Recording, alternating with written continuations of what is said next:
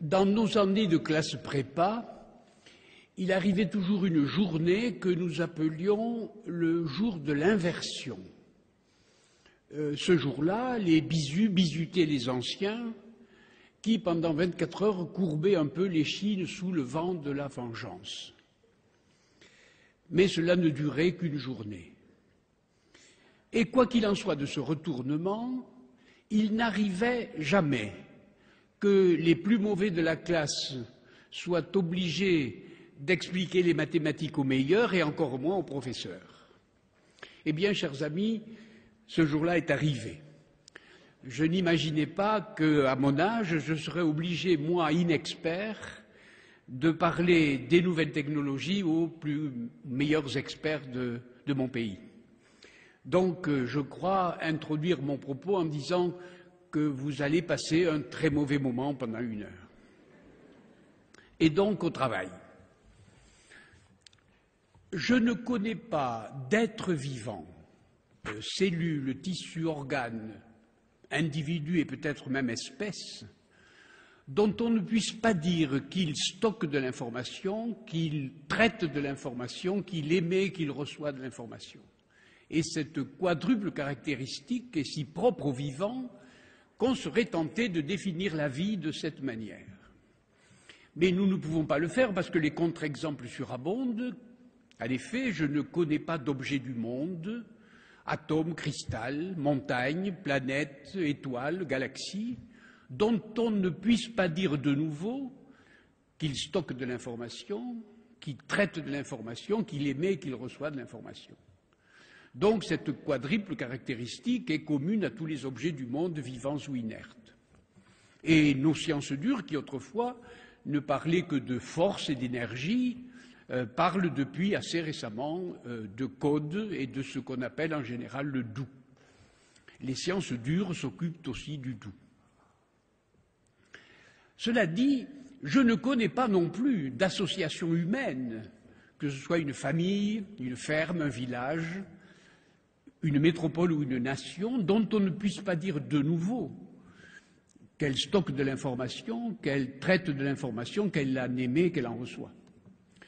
Voici donc une caractéristique assez commune aux sciences humaines et aux sciences dures, c'est-à-dire finalement à notre existence et à notre environnement, de telle sorte que le jour où nous avons inventé un objet qui traite, stocke, émet et reçoit de l'information, je veux dire l'ordinateur, à ce moment-là, nous avons inventé quelque chose qui peut s'appeler un outil universel. Pourquoi ? Parce qu'il mime d'une certaine façon les choses dont je viens de parler, mais quelles choses ? Toutes choses. D'où le caractère universel de cet outil, qui n'est pas universel parce qu'il sert à tout ou il peut servir à tout, mais aussi parce qu'il mime le comportement, la conduite ou le profil des choses de ce monde. Changement, révolution culturelle ou cognitive, mais premièrement pratique. Car autrefois, lorsque j'étais jeune, évidemment, c'était le paléolithique supérieur. Lorsque j'entrais quelque part dans une échoppe quelconque, je pouvais reconnaître le métier de quiconque par l'observation extérieure et la position de son corps. Si je voyais un homme avec un tablier de cuir brandir une masse sur une enclume, je disais « voici un forgeron ». Si je voyais quelqu'un armé d'une varlope, je disais « voici un menuisier ».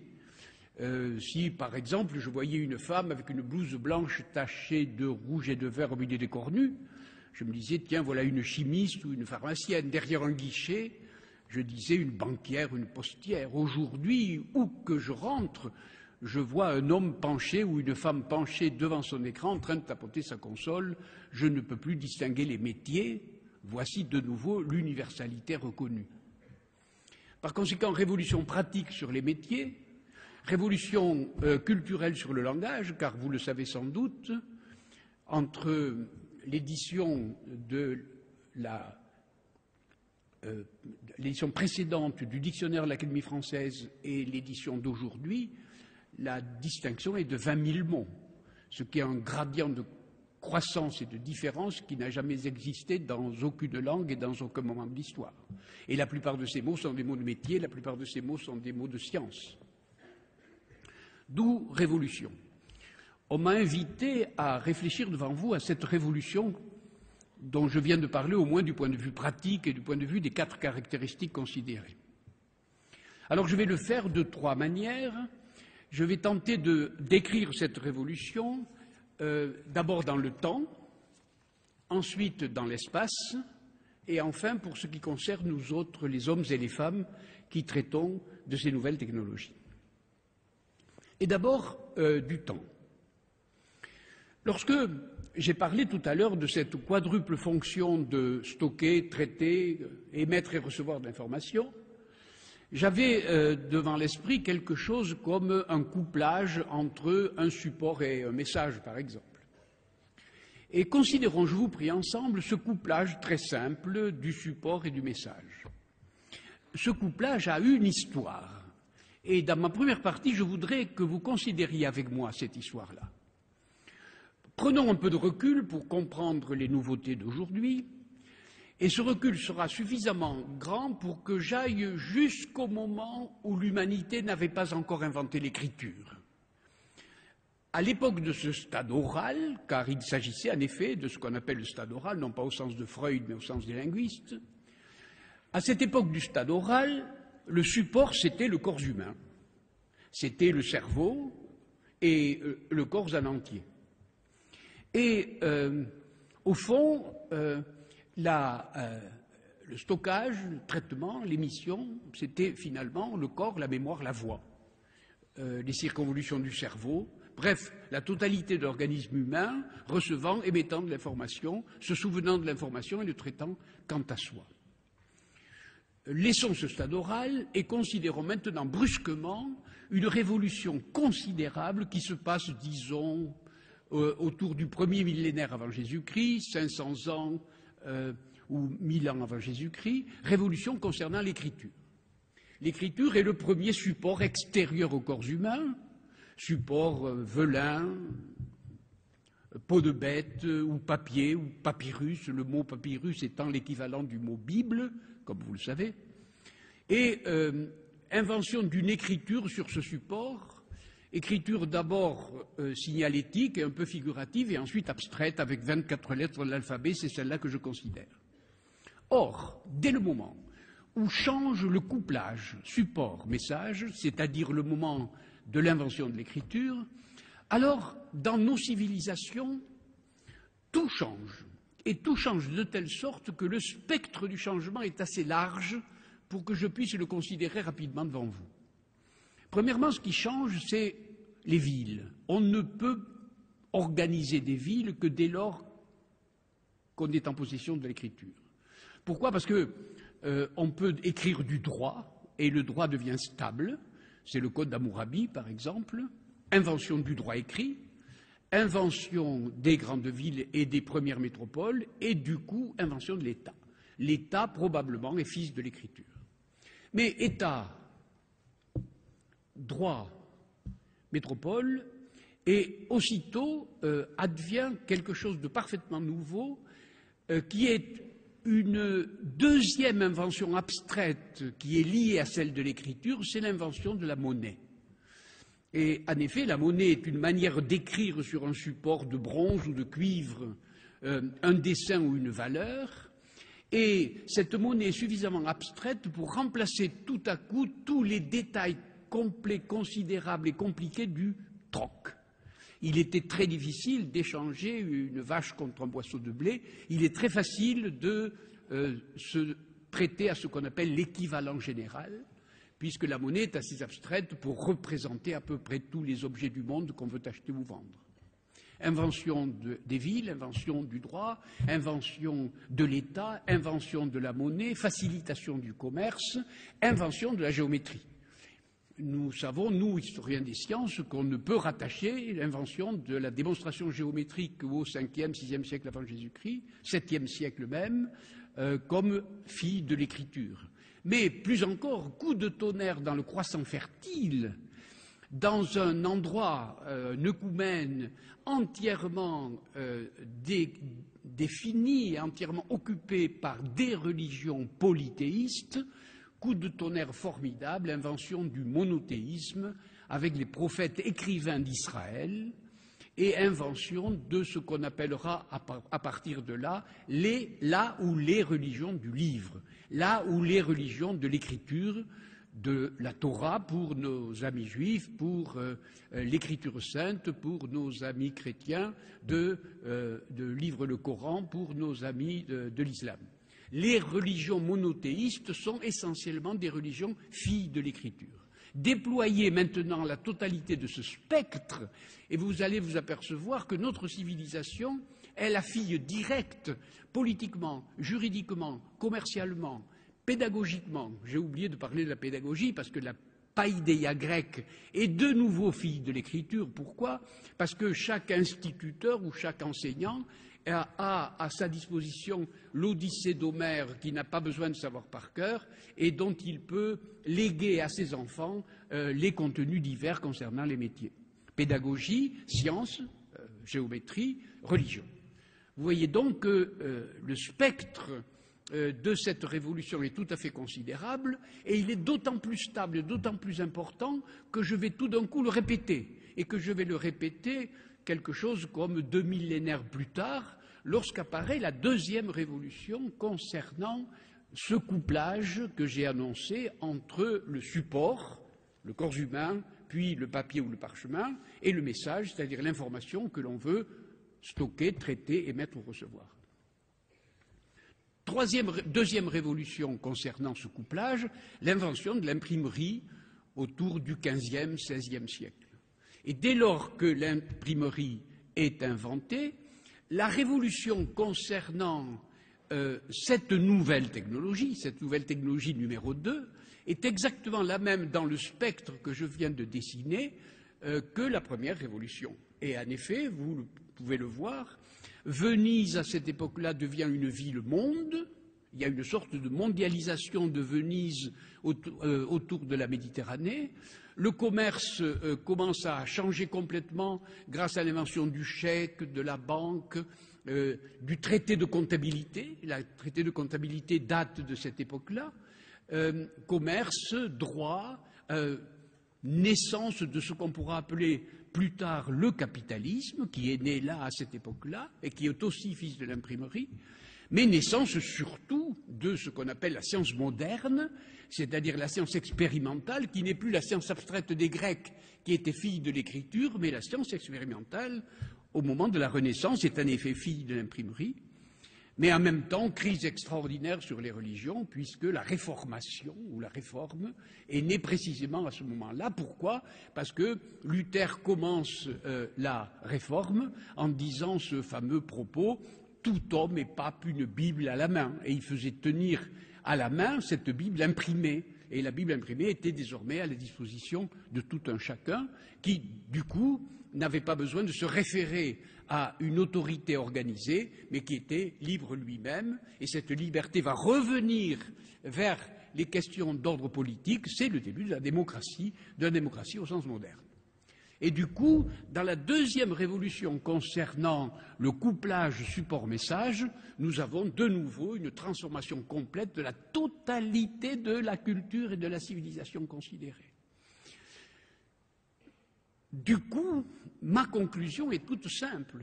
Elle consiste à dire si nous avons aujourd'hui, ou si nous sommes aujourd'hui les contemporains d'une révolution qui porte précisément sur le même couplage support-message, c'est-à-dire sur les 4 opérations dont je viens de parler, alors nous devons retrouver autour de nous exactement le même type de révolution, savoir la mondialisation, mais elle est justement là, la transformation de la monnaie et du commerce, mais oui, la monnaie volatile, elle est là, des crises concernant la science, mais oui, bien entendu, il est bien clair qu'aujourd'hui, un professeur de science, quelle que soit cette science, dans une université, enseigne aujourd'hui autour de 70 à 65% de contenu scientifique qu'il n'a pas lui-même appris sur les bancs de cette université, dont la révolution scientifique est tout aussi considérable que les 2 que je viens de considérer, mais aussi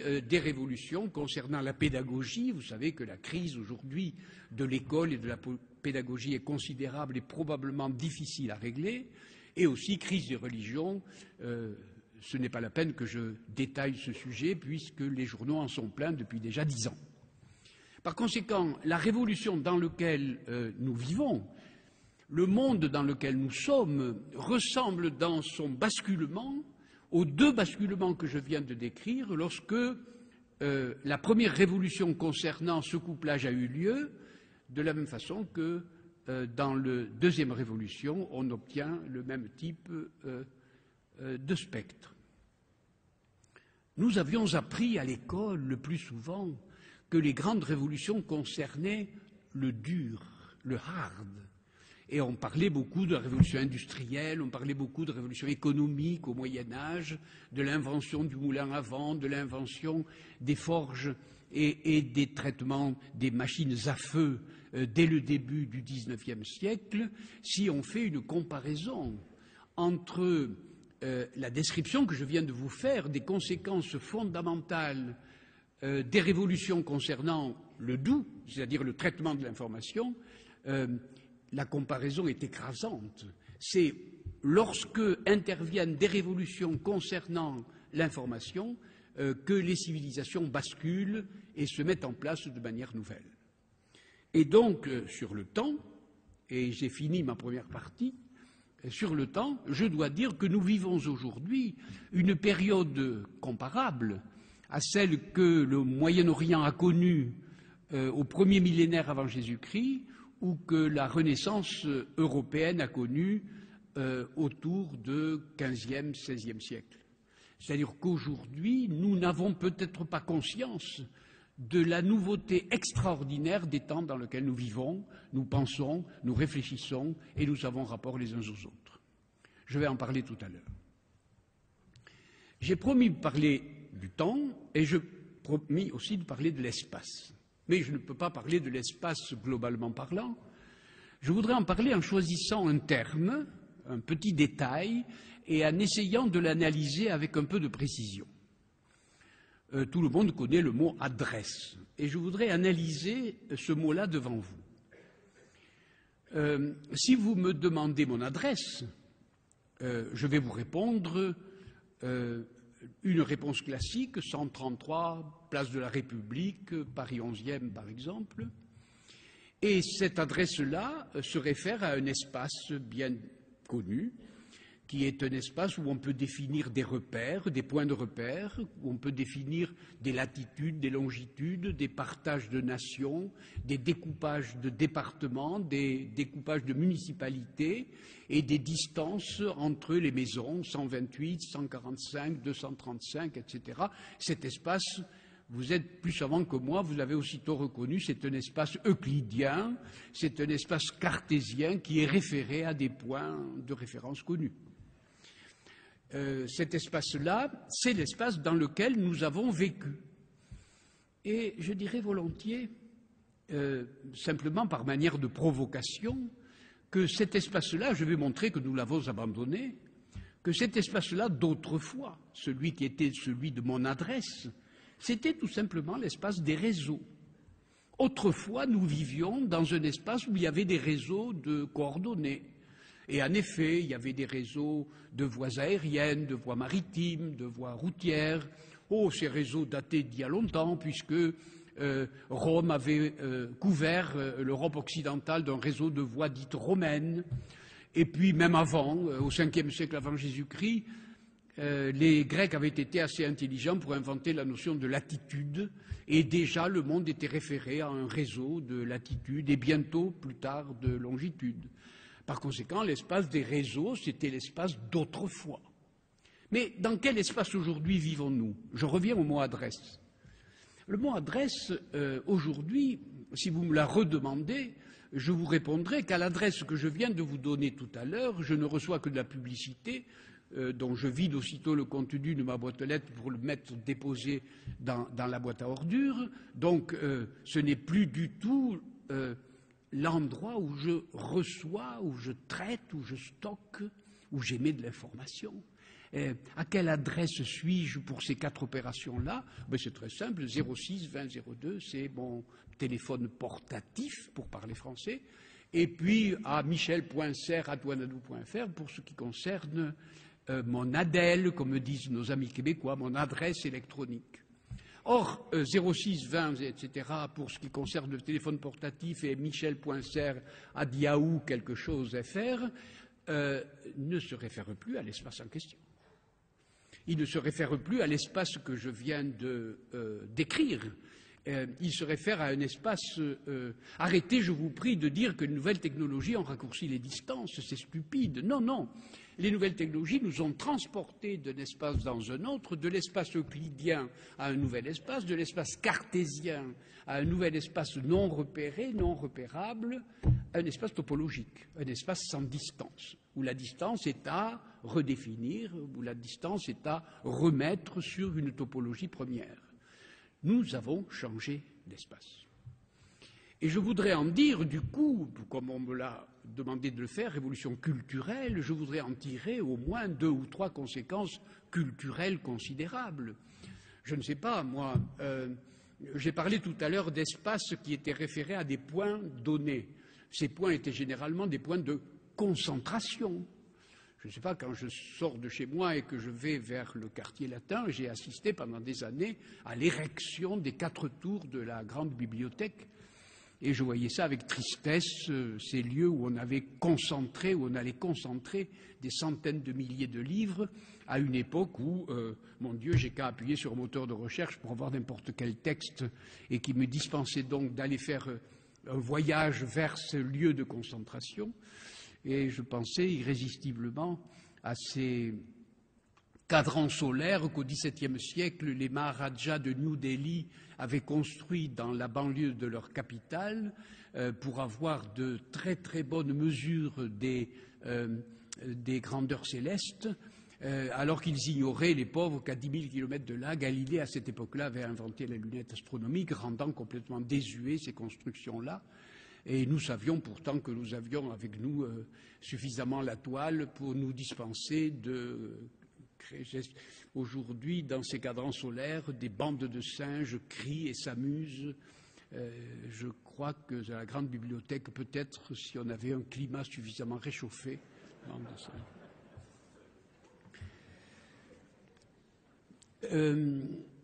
c'était des lieux de concentration dont nous n'avons plus besoin. Qu'est-ce que c'est qu'un campus? C'est un lieu de concentration de professeurs, d'étudiants, de logements, de laboratoires, d'amphithéâtres. En avons-nous réellement besoin lorsque nous vivons dans un nouvel espace? Avons-nous réellement besoin de toutes les concentrations? Qu'est-ce que je fais ici? Vous êtes concentrés, j'aurais pu rester chez moi, faire une e-conférence, comme on dit maintenant. On n'a pas vraiment besoin de ce type de concentration. Nous ne vivons plus dans cet espace-là. Deuxième conséquence culturelle, j'ai parlé tout à l'heure des conséquences juridiques ou politiques. Je vais en prendre 2 exemples qui montrent bien qu'on ne vit plus dans cet espace-là. Au moins un exemple juridique. Alors revenons s'il vous plaît au mot adresse. Adresse, le préfixe c'est ad, puisque nos amis anglais mettent 2D, et puis ensuite il y a directus, directus en latin. Ce directus marque la direction et les distances, ça c'est pour la géométrie, mais ce directus c'est le rectus qui veut dire le droit.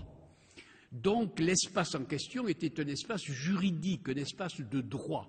Et lorsque vous dites 133 place de la République, vous désignez un endroit, un endroit où, si vous n'avez pas payé les impôts, le gabelou pourra venir vous requérir là et vous faire payer ce que vous devez à l'État. C'est ça, habiter un espace géométrique d'abord et de droit par la suite. Mais de plus, ce droit-là, dit rectus, rectus qui veut dire le droit, vient du mot latin rex qui veut dire le roi. Et donc c'est un espace géométrique, certes, avec distance, certes, euclidien, etc. C'est un espace juridique, mais c'est aussi un espace politique, car si vous n'avez pas rempli vos obligations militaires, ou si vous avez commis un crime ou un délit, alors la gendarmerie, la maréchaussée pourra se transporter vers votre adresse pour vous entraîner vers le service militaire ou vous entraîner vers la prison que vous méritez pour avoir, etc. Par conséquent, c'est un espace de droit. Voilà, nous y sommes. Changer d'espace consiste à changer, 1, de droit, 2, de politique. Et si nous avons changé d'espace, alors il faut en conclure que peut-être on est dans un espace de non-droit. Et c'est vrai. Il est vrai, en effet, que la toile ou que la plupart des espaces dans lesquels vous travaillez sont pour le moment des espaces de non-droit.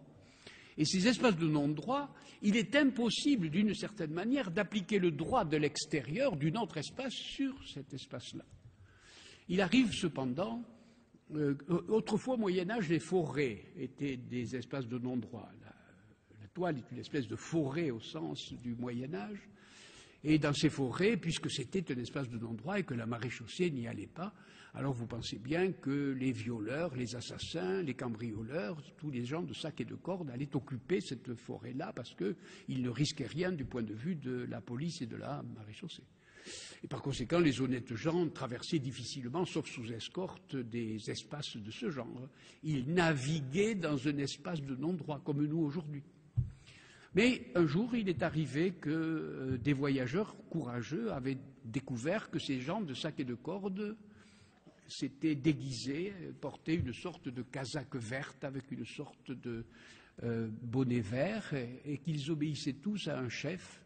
Vous avez reconnu mon histoire, c'est la forêt de Sherwood, merci, et le chef s'appelait Robin des Bois, merci.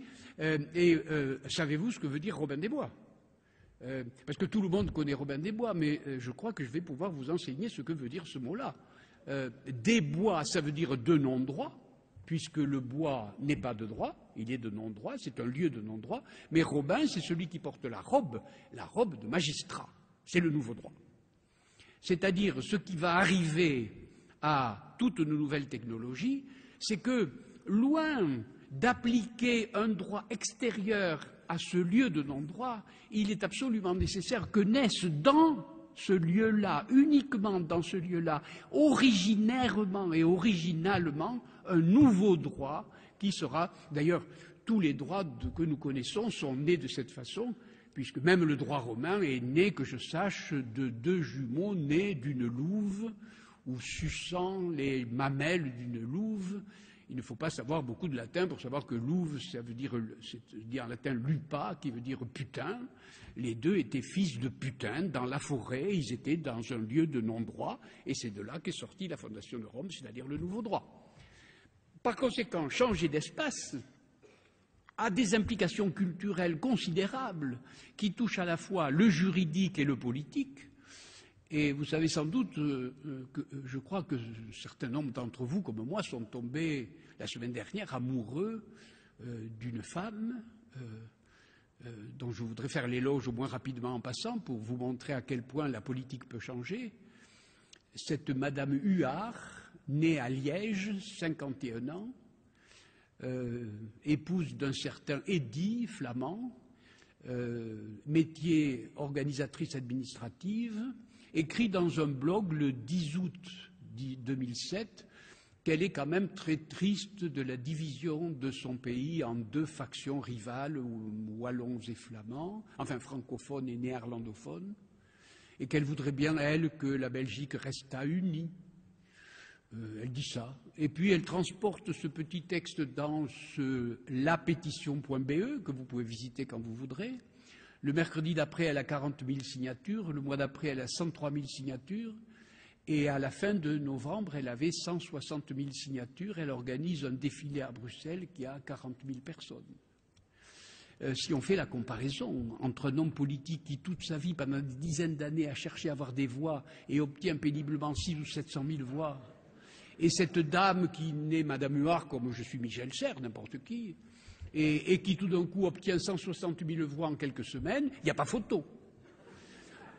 Vous voyez donc que les nouvelles technologies permettent là un nouveau droit, je viens de le dire, une nouvelle politique sans doute. Cette Madame Huard qui commence par un H, c'est une hirondelle qui annonce un printemps démocratique que j'espère déjà depuis des dizaines d'années. La voilà.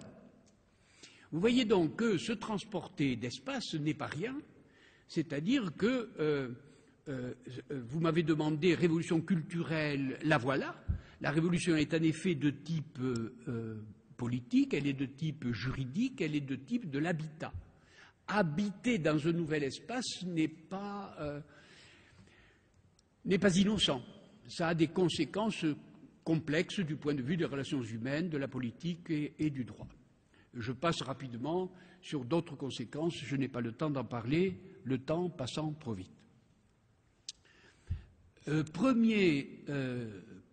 Première partie, le temps, et conscience et prise de la nouveauté dans laquelle nous vivons aujourd'hui.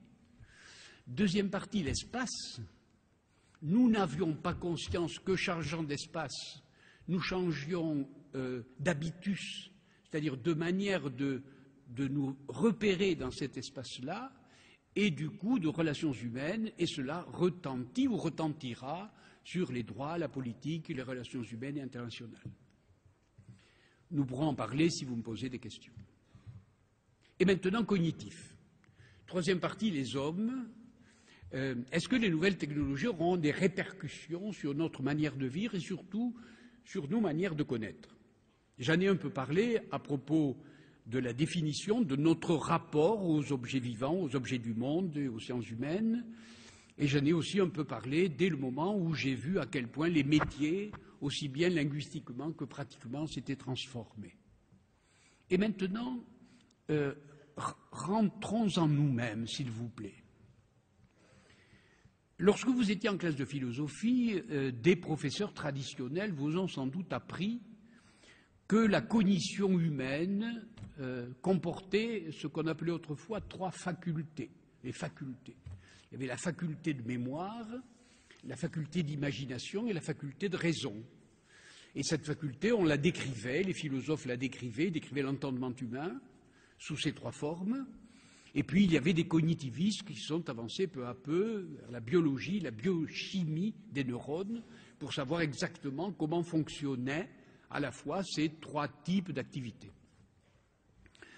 Je voudrais en choisir une, un peu au hasard, et essayer de l'analyser devant vous en fonction de ces nouvelles technologies. Prenons par exemple la mémoire. Vous vous rappelez tout à l'heure que j'ai distingué 3 révolutions, le stade oral, le stade écrit, le stade imprimé, et puis aujourd'hui le stade nouveau dans lequel nous venons d'entrer. À l'époque du stade oral, nous nous réunissions le soir pour entendre chanter les Aèdes. Et les Aèdes étaient les chanteurs grecs qui, devant les paysans ou devant les cours royales, récitaient l'Odyssée. D'ailleurs, on pense qu'Homère n'est pas tout à fait l'auteur de l'Odyssée, c'est simplement l'écrivain qui a porté en écriture l'ensemble des traditions que les Aèdes du stade oral avaient réunies autour d'eux. À cette époque-là, les Aèdes avaient une mémoire considérable, puisqu'ils étaient capables de raconter les voyages d'Ulysse sur 3000, 4000, 5000 vers. Et nous avons sur cette mémoire des traditions parfaitement reconnaissables. Par exemple, si nous ouvrons n'importe lequel des dialogues de Platon, il commence presque toujours de la manière suivante. Un passant reconnaît un ami dans la rue ou sur la place publique, l'interpelle et lui dit « Mais je te reconnais, il me semble qu'on m'a dit que tu étais présent le jour de la mort de Socrate. » L'autre se retourne et dit « Ah oui, je te reconnais, oui, j'étais présent à la mort de Socrate, j'ai d'ailleurs passé les dernières heures avec lui. » « Ah, dit-il, assieds-toi, raconte-moi ce que Socrate a dit. » Et l'autre convient de s'asseoir et lui raconte ce que Socrate a dit, et ça dure 245 pages. Savoir que la personne qui raconte cet événement-là n'omet pas une seule virgule sur les propos que Socrate a tenus pendant toute la nuit qui a précédé son absorption de la ciguë. Ils avaient de la mémoire.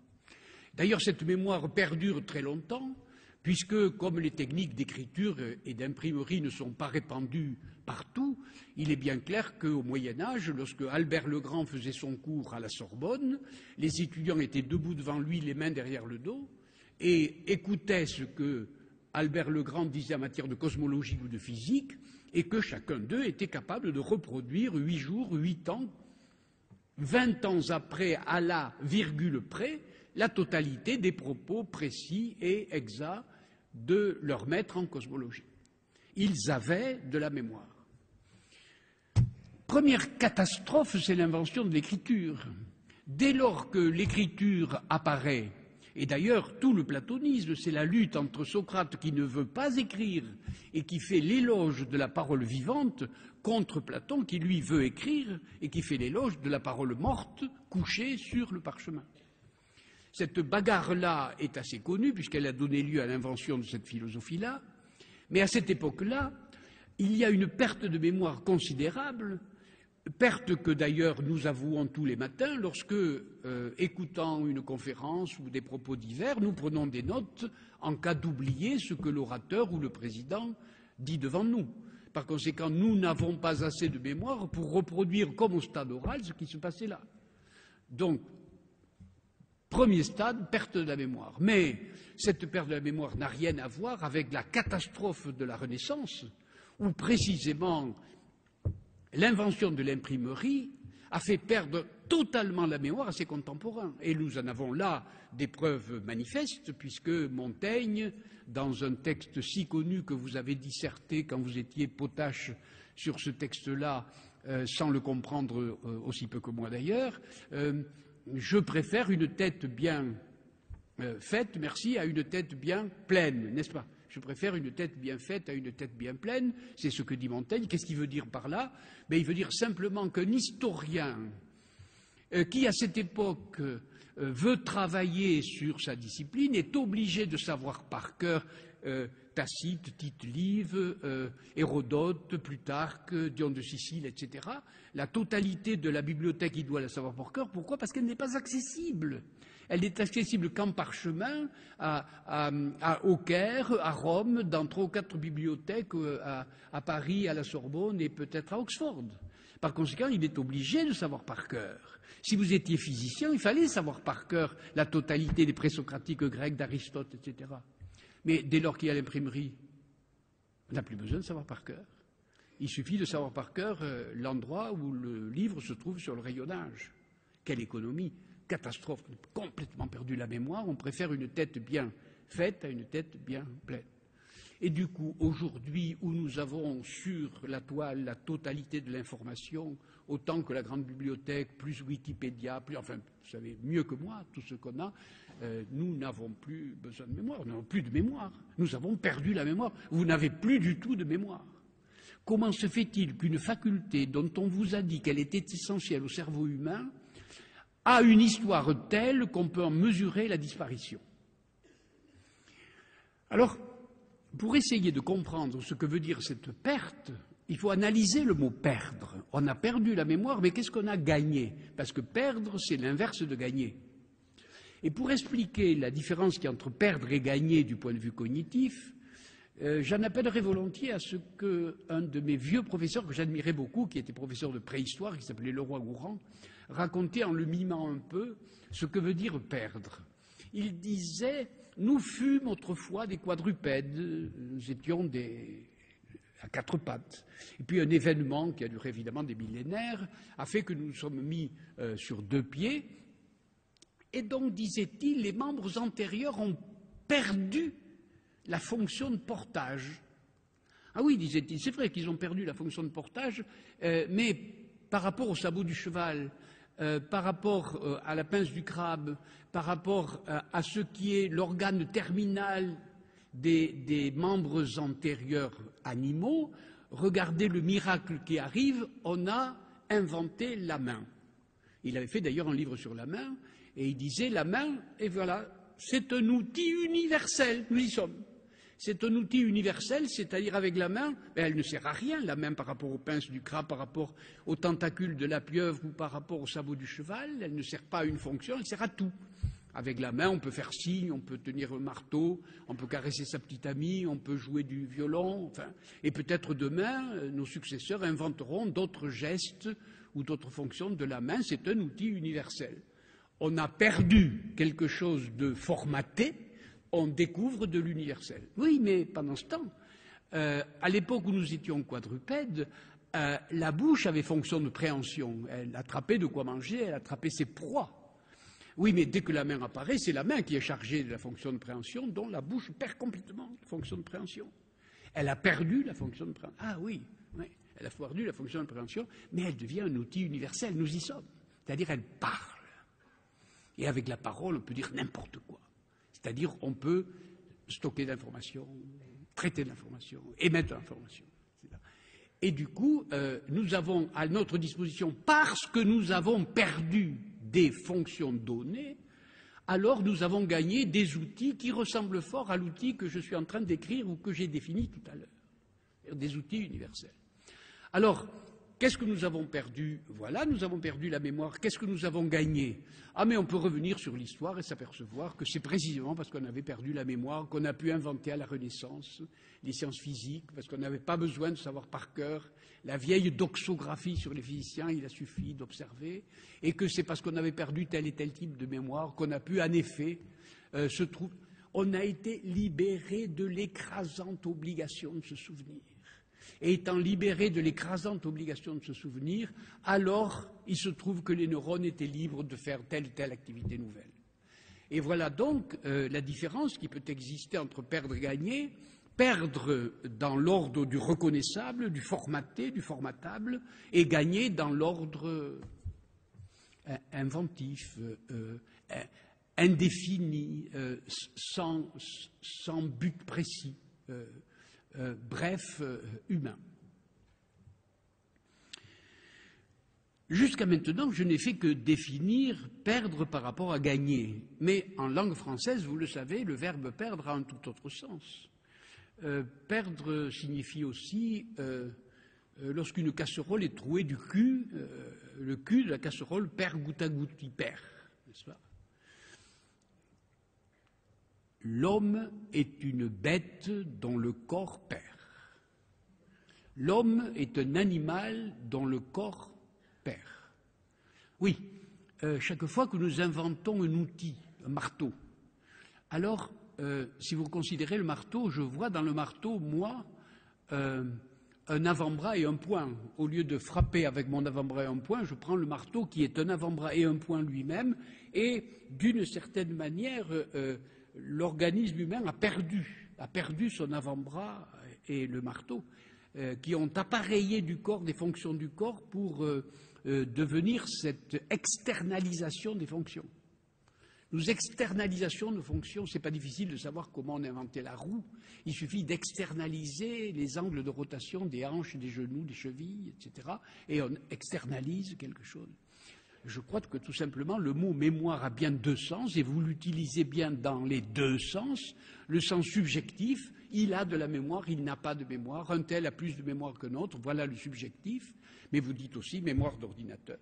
Eh bien, l'écriture, c'était une mémoire, l'imprimerie, c'était une mémoire, et aujourd'hui, vous avez des mémoires très supérieures à celles de vos prédécesseurs. Nous avons perdu la mémoire, mais nous l'avons perdue autrement. Nous l'avons perdue subjectivement, mais elle s'est externalisée objectivement. Nous avons perdu la mémoire, ça a deux sens. Nous l'avons perdue parce que nous n'en avons plus, mais nous l'avons gagnée parce qu'elle est devant nous.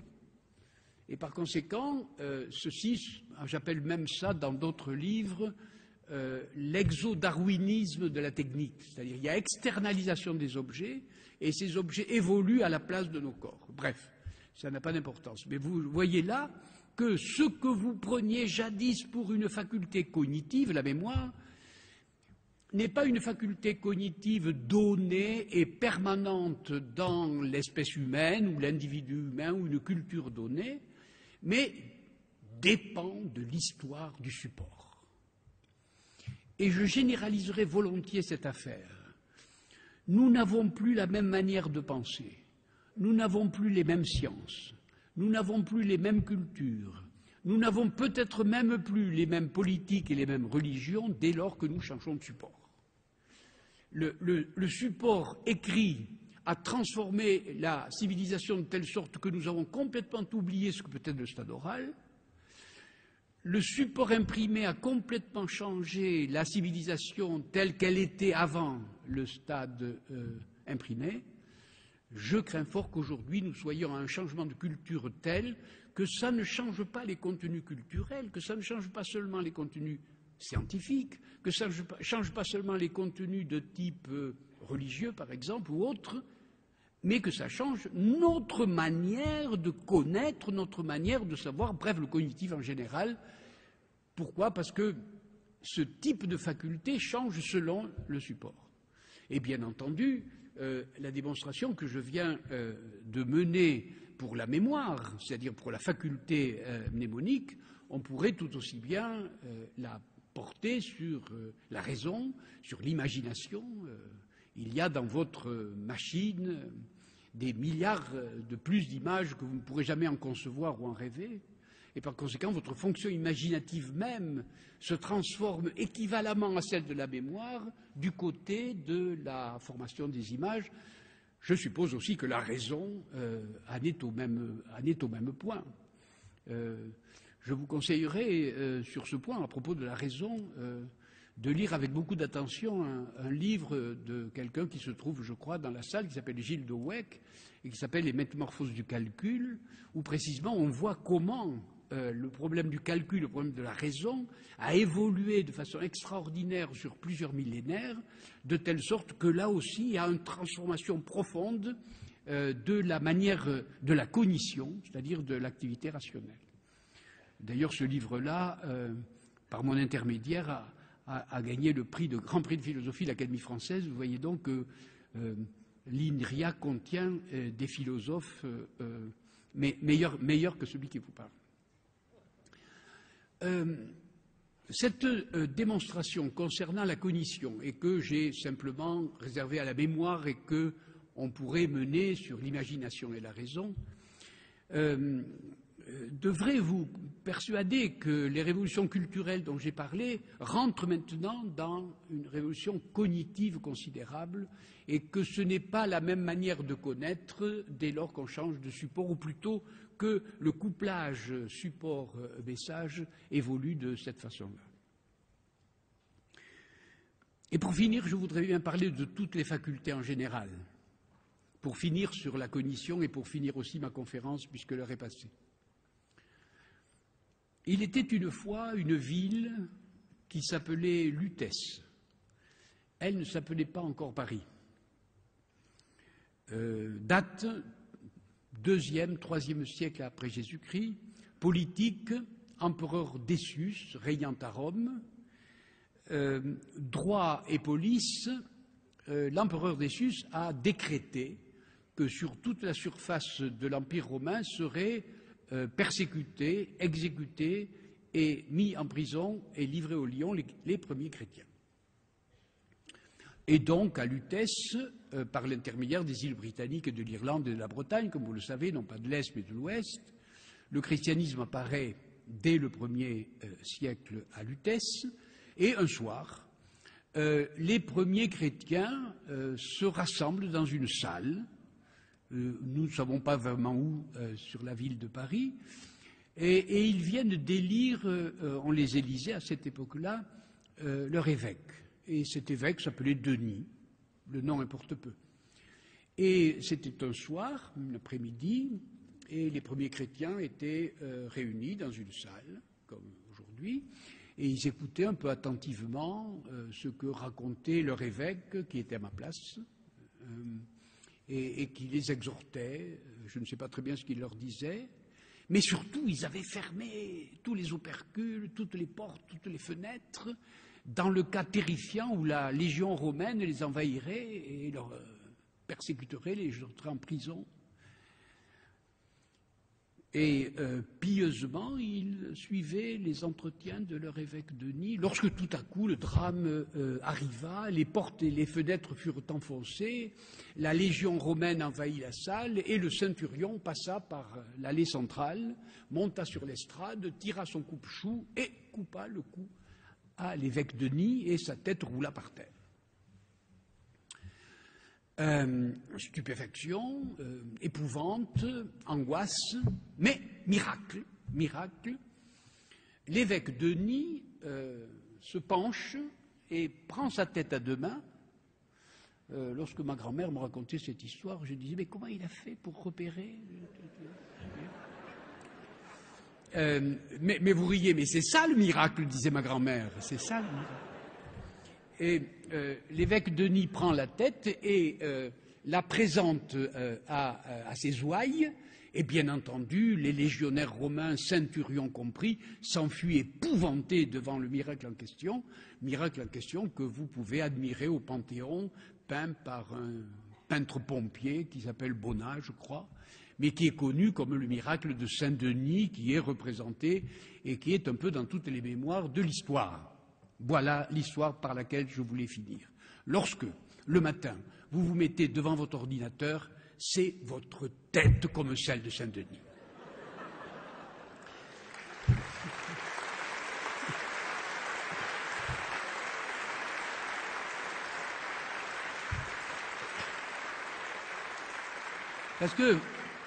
Parce que dans votre tête, il y a les facultés dont je viens de vous parler. Il y a la mémoire, il y a l'imagination, il y a la raison.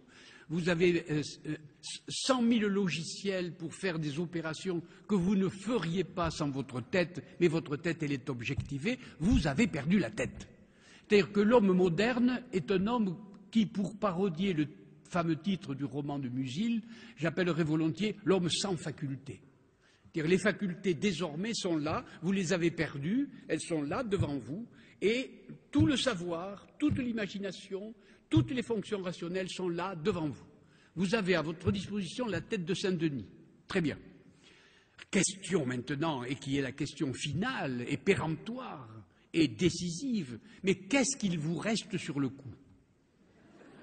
Et si vous regardez le tableau en question que je suis en train d'écrire de Bonnat, Bonnat a mis sur la tête décapitée de Saint-Denis une sorte de lumière transparente et un peu incandescente. Vous voyez.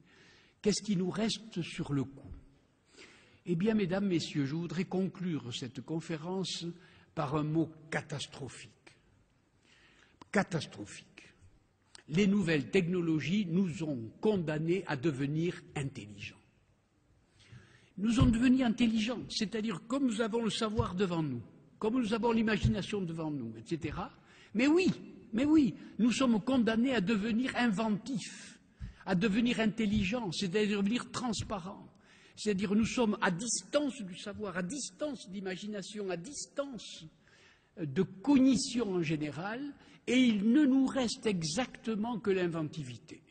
C'est à la fois une nouvelle catastrophique pour les grognons, mais c'est une nouvelle enthousiasmante pour les nouvelles générations, c'est-à-dire que décidément aujourd'hui, le travail intellectuel est obligé d'être un travail intelligent et non pas un travail répétitif comme il a été jusqu'à maintenant. Je vous remercie.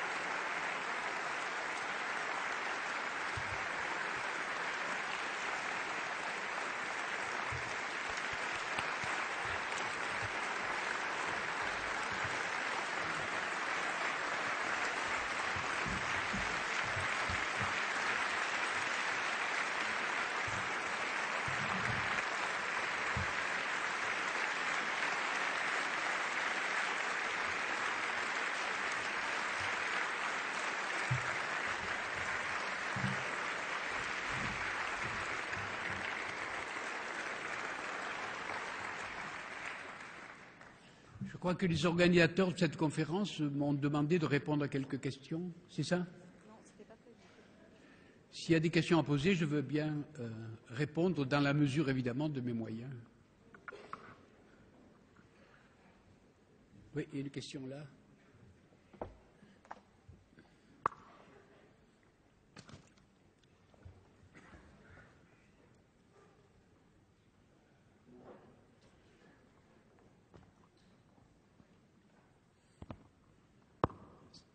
Bonjour, je suis Paul Zimmermann, chercheur au centre INRIA Nancy Grand Est. Donc ça fait 20 ans que je travaille à l'INRIA. On nous a expliqué hier qu'on entrait dans une nouvelle ère portée sur la contribution du grand public. On nous a expliqué aujourd'hui que Madame Huard avait fait mieux que le député qui avait cherché des voix pendant 20 ans. Donc est-ce que Madame Huard ne peut pas faire les recherches que j'essaye de faire désespérément depuis 20 ans en quelques jours? Je crois en effet que J'attendais, je crois, cette hirondelle depuis assez longtemps.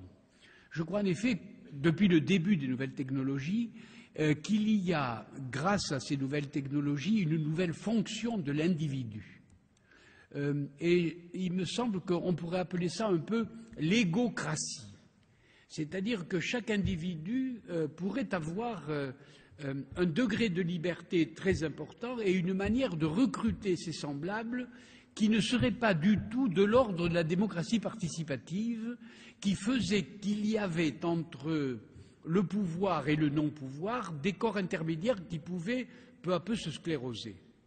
Et donc là, il y a une sorte de mobilité, de rapidité de l'égocratie, c'est-à-dire de l'individu, qui peut avoir des conséquences politiques inattendues, dont je ne sais pas prévoir quels seront les effets, bien sûr, mais que j'attends depuis longtemps, dans la mesure où cela nous libérerait un petit peu des aristocraties qui pèsent sur nous depuis si longtemps. Et du coup, quand je dis que je suis tombé amoureux de Madame Muir, bien entendu, je ne l'ai jamais vue, je ne sais pas qui elle est, etc., mais je suis amoureux de cet exemple. Vous voyez, j'ai l'impression qu'il y a là quelque chose comme une politique non encore institutionnelle, mais un peu comme ce que j'ai appelé la forêt de non-droit. Vous voyez, il se passe dans la forêt de non-droit des événements menus qui peuvent à un moment recruter. Voilà. Et recruter quoi, je ne sais pas. Mais il y a là quelque chose dans l'immédiateté, dans l'individu, qui me paraît reconnaissable et de la nature même des nouvelles technologies. Vous voyez, un peu comme les démocraties d'autrefois avaient été liées à l'invention de l'écriture ou l'invention de l'imprimerie. Là, il y a quelque chose de nouveau, d'indéniable. Voilà. Et que j'aime citer, bon, j'espère qu'il y aura d'autres cas, il y a d'autres cas, bien entendu, un peu, si vous voulez, comme beaucoup de choses concernant la guerre d'Algérie, lorsque j'étais jeune, ont été rendues possibles par le transistor. Vous voyez. Et là, il y a quelque chose de nouveau que j'aime bien citer comme révolution culturelle concernant les nouvelles technologies, qui est rendue possible par les nouvelles technologies. D'autres questions? Monsieur? Il y en a une là, une là. Sinon, je peux pas. Enfin, parfois, je peux parler fort. Oui.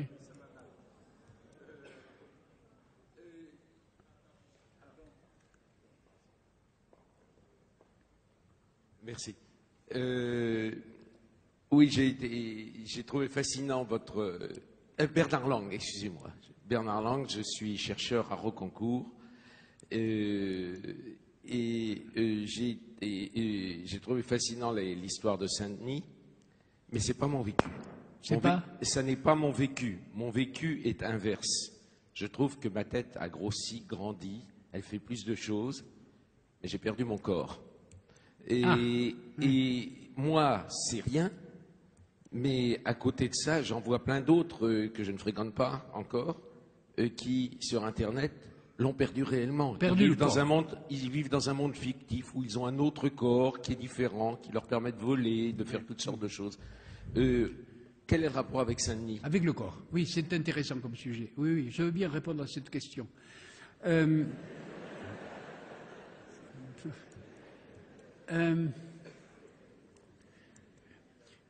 Lorsqu'arrive du nouveau, comme des nouvelles technologies, j'ai toujours l'impression qu'il y a des questions qui s'adressent réellement à la chose vraiment nouvelle et des questions qui sont des questions que j'appellerais résiduelles ou transhistoriques. La question concernant l'activité du corps est une question qui a été posée dès l'origine de l'écriture, le savez-vous. C'est-à-dire, on disait, alors que l'homme qui parle faisait des gestes, était un homme de théâtre, et son support était le corps, je l'ai bien dit. Comme son support était le corps, tout le monde disait que la parole orale était une parole vive, une parole vivante. Et c'est ça la thèse de Socrate. Tandis que le pauvre moine copiste penché sur son écritoire avait déjà perdu le corps. C'est-à-dire que c'est une question qui ne se pose pas seulement pour les nouvelles technologies, mais qui s'est toujours posée à l'occasion de chaque transformation du couplage dont je parle. Et ça pose une question résiduelle profonde, c'est-à-dire quel est le rapport dans l'être humain entre justement ce corps-là ou cette tête, entre la tête et le corps, entre l'âme et le corps, entre l'esprit et le vif, si vous voulez. Et cette question est intéressante, que je sache, c'est une question pérenne. Pourquoi? Parce que Madame Bovary, je prends un exemple au hasard, Madame Bovary de Flaubert, je vous jure qu'elle a fait l'amour beaucoup plus souvent dans sa tête qu'en réalité. Et je veux dire par là que nous sommes virtuels dans les 3/4 de nos actions. Que dis-je? Nous étions virtuels dans les 3/4 de nos actions bien avant les nouvelles technologies, bien avant l'imprimerie, bien avant l'écriture. Et que d'une certaine manière, le rapport âme-corps est toujours transformé dès lors qu'on transforme ce couplage-là. Voyez. Et j'ai l'impression que les moines copistes auraient pu, à votre place, me poser exactement la même question au moment de l'imprimer en disant « Voyez, ça fait maintenant des dizaines d'années que je suis en train de copier sans arrêt les textes grecs, j'ai perdu mon corps. » Donc, si vous voulez, ce n'est pas une question complètement nouvelle. C'est une question qui se pose à nous depuis que nous stockons, que nous traitons, que nous émettons et que nous recevons de l'information. Et à ce propos, cette question se pose, je prends un exemple concret, dans l'enseignement. Dans l'enseignement, tout le monde oppose aujourd'hui l'enseignement virtuel par les nouvelles technologies et le présentiel, c'est-à-dire le professeur réellement présent corporellement devant ses élèves. Et quelle est la meilleure? Et la plupart des gens disent « Ah, autrefois, il y avait le corps, alors c'était plus vivant, etc. » Et moi, je réponds je suis devenu un mathématicien à peu près convenable parce que je suis tombé amoureux de ma professeure de mathématiques. Je crois bien qu'elle me le rendait. Et c'était vraiment très bon. Mais je suis devenu un angliciste abominable parce que je haïssais mon professeur d'anglais qui me le rendait au centuple. Et du coup, le présentiel a beaucoup de vertus, mais il a aussi beaucoup de désavantages. Lorsqu'on voit qu'il y a 60% de divorces dans les couples, le présentiel, c'est ça mon problème, vous voyez ce que je veux dire. Et donc, du coup, ça pose un problème en effet sur ce rapport-là. Et alors, je dis volontiers la chose suivante, c'est que j'aime bien raconter des histoires, ça fait mieux comprendre. Un certain Ésope, dans l'Antiquité, était l'esclave cuisinier d'un roi, d'un tyran. Et le tyran lui dit « Fais-moi le meilleur plat du monde ». Et il lui a fait un plat de langue, vous connaissez ça.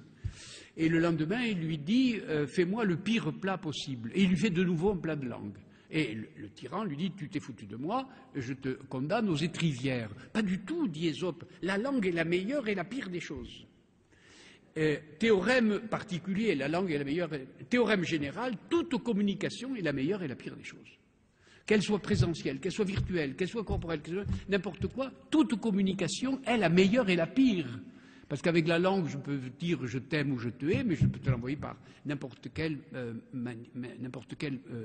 médium. Par conséquent, il y a là une logique à double entrée qui touche à la fois le présentiel virtuel et qui touche à la fois l'âme et le corps. Voilà. Et si vous avez perdu le corps, écoutez, il faut marcher 2 heures par jour.